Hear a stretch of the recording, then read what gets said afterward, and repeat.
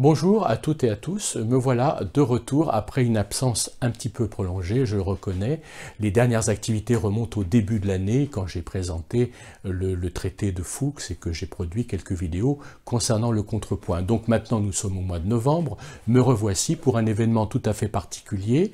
Et puis pour d'autres choses dont je vais parler, mais cet événement est la publication, enfin, si j'ose dire, du cahier numéro 2, puisqu'il y a eu le premier cahier qui était paru l'année dernière, donc des cahiers Gradus ad Parnassum, le premier numéro. Voici donc le deuxième numéro. Et donc je vais le présenter en quelques mots.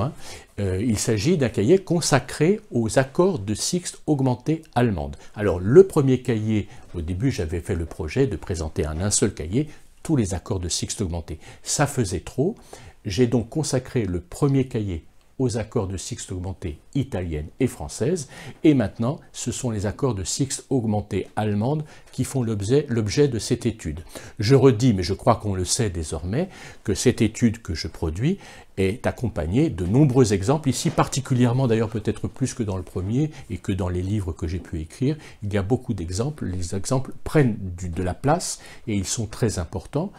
Et bien sûr, quelques exercices d'application qui sont sobres, ce sont des exercices sobres, il y a les corrigés évidemment en fin de volume, et tout ça permet évidemment de se faire une idée, je pense, assez claire de l'écriture de cet accord de sixte augmenté qui est si important dans l'histoire de la musique. Je ne vais donc pas le développer ici, ça n'est pas le moment, j'en profite pour dire tout de même que je vais produire quelques vidéos dans un futur très proche, ça ne sera pas reporté à quelques mois, c'est dans les semaines à venir.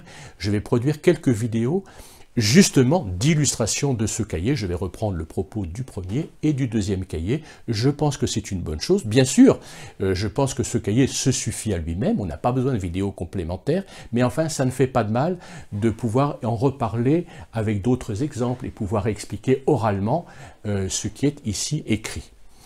Bon, ça c'est une chose. Je peux peut-être évoquer très rapidement les projets qui sont en cours, puisque je suis en train de les écrire, des cahiers 3, 4 et 5. Alors 3 et 4 concernent, c'est la suite, c'est encore une fois la suite, des accords de sixte augmentée allemande. C'est un autre état de l'accord de sixte augmentée allemande, c'est l'accord, mais j'y reviendrai, l'accord de septième diminué et tierce diminuée. Je l'ai dit en deux mots pour qu'on comprenne ce que je veux dire. L'accord de sixte augmentée allemande est bien placé sur le sixième degré de la gamme mineure, donc en Do mineur, La bémol, Do, Mi bémol, Fa dièse. Entre parenthèses, je consacre tout un chapitre à la confusion possible avec l'accord de septième de dominante. Je laisse ça de côté, j'en reparlerai abondamment par ailleurs.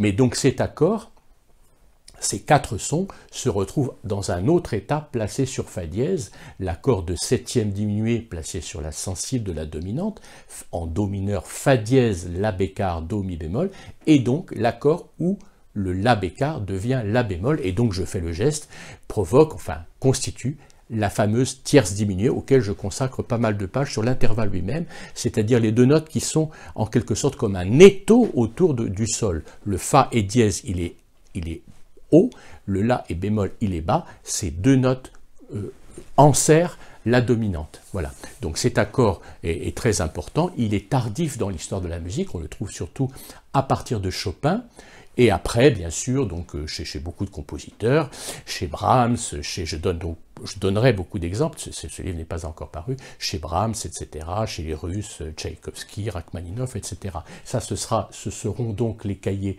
3 et 4, et j'en parle maintenant pour une raison que je vais tout de suite préciser, et j'envisage pour le cahier 5 les accords, tout ce qui est accord napolitain, c'est-à-dire la sixte napolitaine, mais également l'accord napolitain à l'état fondamental, même la quarte et sixte napolitaine qui est une relative rareté, leur type d'enchaînement, leur contexte, le ton napolitain, le degré napolitain, la modulation napolitaine, enfin tout ce qui tourne autour de cette harmonie napolitaine. Alors pourquoi j'en parle? Parce qu'évidemment ça peut paraître un peu prématuré, j'en parle parce que finalement tous ces sujets font partie d'un même sujet plus vaste qui sont les accords de prédominante, que ce soit sixte augmenté, que ce soit septième diminué, de dominante, septième diminué, tierce diminué, que ce soit harmonie napolitaine, tout ça sont des accords de prédominante, que je nomme prédominante en tant qu'ils précèdent la dominante cadentielle. Voilà. Donc ça fera l'objet d'un développement important et on les regroupera bien plus tard, ça n'est pas à l'ordre du jour, en un seul volume où on envisagera donc tous les aspects de ces accords de prédominante. Voilà, ça c'est une chose.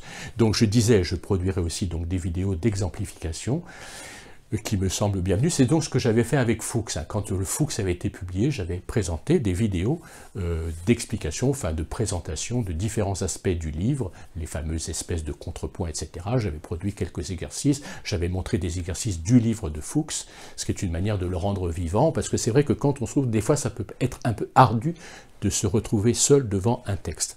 J'ai fait néanmoins, je le dis, mais enfin on le sait je pense, un effort de concision et de clarté dans mes explications. Je ne me lance pas dans des détails fleuves, j'essaye d'être précis, concret et audible et compréhensible. Voilà, ça c'est une chose.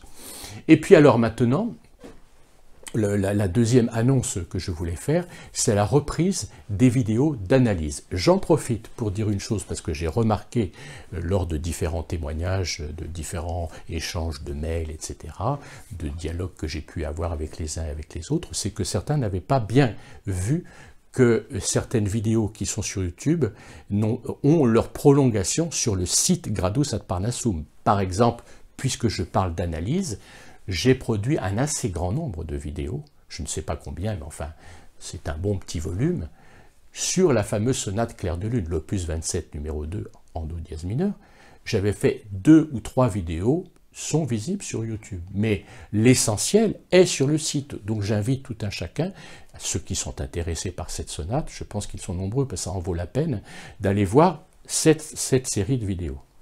J'en profite pour le dire, c'est la même chose pour la lecture. J'avais proposé il y a 2 petites vidéos qui évoquent les clés, par exemple. Attention, il y a tout un chapitre de lecture très développé qui sont accessibles uniquement sur le site Gradus ad Parnassum. Voilà, il en va de même pour d'autres choses, par exemple les travaux dirigés aussi. Il faut savoir qu'il y a des travaux dirigés, 2 groupes de travaux dirigés, dont le deuxième est particulièrement important. Je ne sais pas combien il y a de vidéos, mais elles sont très nombreuses.